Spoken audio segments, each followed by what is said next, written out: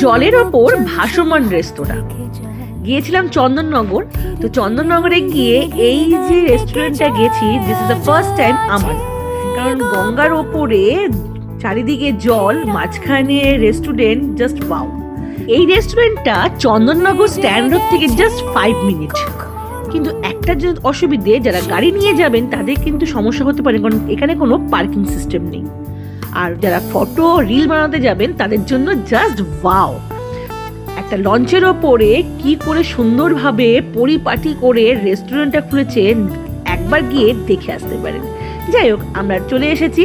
আর এখানে দেখুন, ঢোকার পর পুরো চারিদিকে পুরো জলে জল, মাঝখানে আমরা, যদিও মাঝখানে না, সাইডে। আর এটা দুটো রকম সেটিং আছে, একটা এসি একটা নন এসি। যেহেতু দুপুরবেলা একটু গরম ছিল, আমরা এসিতেই বসেছি। আদারওয়াইজ যখন আপনারা একটু ঠান্ডা ঠান্ডা যাবেন না, আর একটু কাপল নিয়ে যাবেন, যদি সন্ধ্যের দিকে যান তো জাস্ট মানে কি বলবো, কিছু বলার নেই। যাই হোক, ভেতরে আমরা বসে পড়েছি। আর ভেতরে পুরো একদম পাটি একদম পরিষ্কার, খুব সুন্দর। আর এখান দিয়ে জানলা দিয়ে দেখুন এই লঞ্চগুলো যাচ্ছে, এটা দেখে জাস্ট মনটা শান্তি। যারা আপনারা এখানে আসতে যাচ্ছেন, মেনু আর প্রাইস কি আছে এখানে কিউআর কোডটা দিয়ে দিচ্ছি, আপনারা একবার দেখে আসতে পারেন।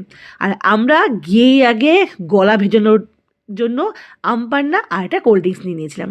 তারপর একে একে অর্ডার করে দিয়েছিলাম হচ্ছে ক্রিসমি বেবিকর্ন, খেতে কিন্তু দুর্দান্ত ছিল। তারপর দিয়েছিলাম হচ্ছে আমরা গ্রিন চিলি চিকেন, এটাও খুব সুন্দর ছিল, কিন্তু একটু মনে হলো ঝালটা কম।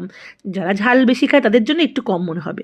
সবথেকে বেশি যা ভালো লেগেছে যে এই যে মাশরুমটা নিয়েছিলাম, মাশরুমের চাটনিটা জাস্ট ওয়াও, একবার ট্রাই করবেন। তারপর নিয়েছিলাম গার্লিক ব্রেড, চিকেন নিয়েছিলাম, আর কোপ্তা নিয়েছিলাম, ছানার কোপ্তা। লাস্টের দিকে খেয়েছিলাম হচ্ছে ননেল গুড়ের আইসক্রিম, এটা কিন্তু মাস্ট ট্রাই করবেন।